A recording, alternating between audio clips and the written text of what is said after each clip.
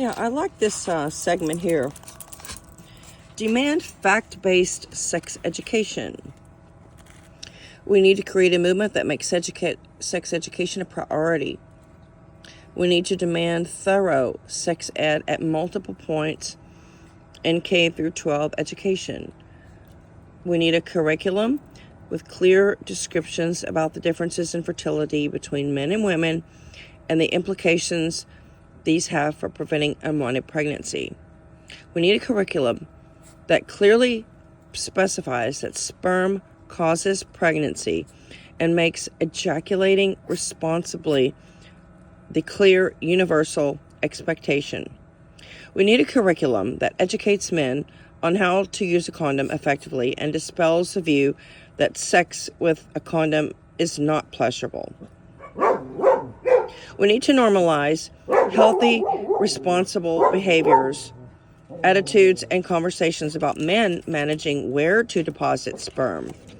Sex education needs to make it unmistakably clear that men can ejaculate almost anywhere but in a woman's vagina. We need to teach all the different types of birth control options for men and women, their pros and cons, and what options might be best in different phases of life. We need to actively fight against stigma against condoms and vasectomies. And even today, 2025, there is so much stigma against vasectomies. And generally, the men who are getting vasectomies are white men and men with higher intelligence. Those are the two categories of men who are opting for vasectomy.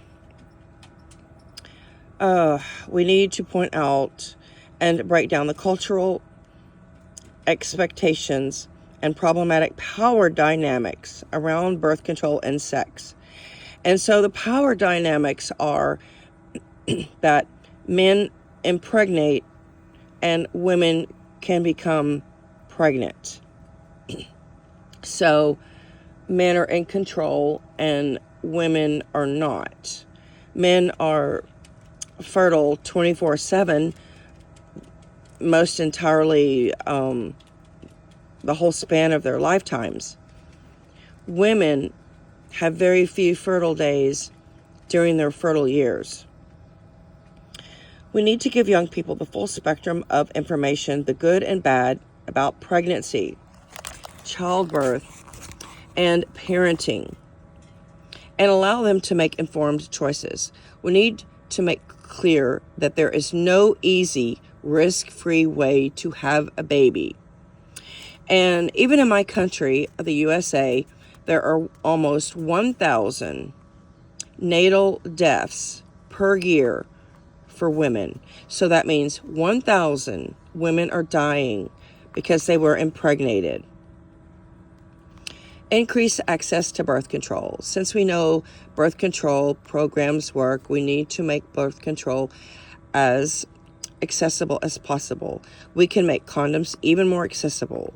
We can fund new birth control options for men.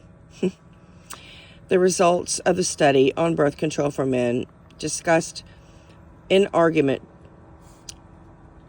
10 were very promising. What else can we explore along these lines?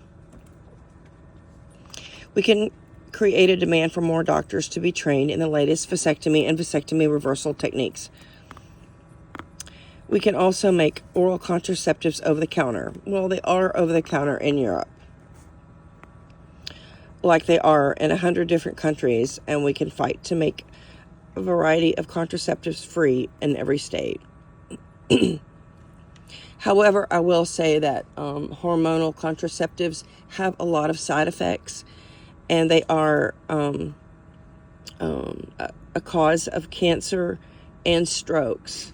So vasectomies and condoms do not cause cancer and strokes. We can improve pain prevention protocols for IUD insertion and removal to make a more attractive option for women. I've heard that IUDs can be very painful and women are suffering in silence in order to provide the most pleasure for men, for them to have sex with them for.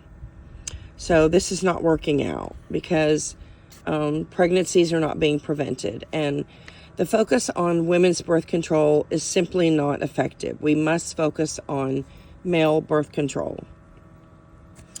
Hold politicians accountable.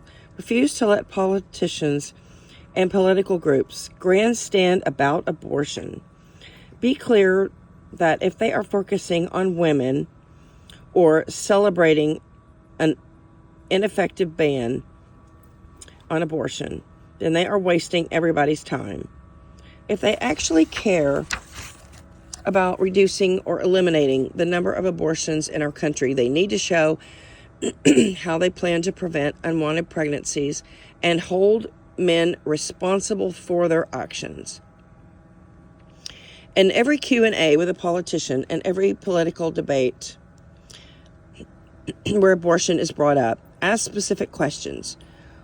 What is your plan for preventing irresponsible ejaculations? Where are the programs for free, accessible birth control? Where are the statewide sex ed programs that explain how dangerous sperm is? What should the legal consequences be for men who cause unwanted pregnancies? Not for women who seek abortions, which is the current state. Call politicians out for hypocrisy, for using abortion as a political tool. Don't let them derail the conversation with emotional appeals. Force them to answer questions about actual steps they are taking that are proven to reduce unwanted pregnancies and irresponsible ejaculations. Since I first shared some of the ideas in this book, we've seen the conversation start to shift. We've seen people waking up and embracing the fact that men cause pregnancy and they can most easily prevent pregnancy.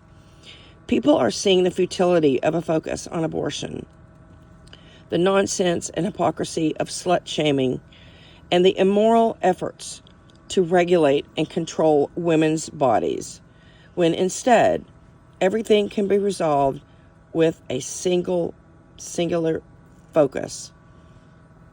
Ejaculate responsibly.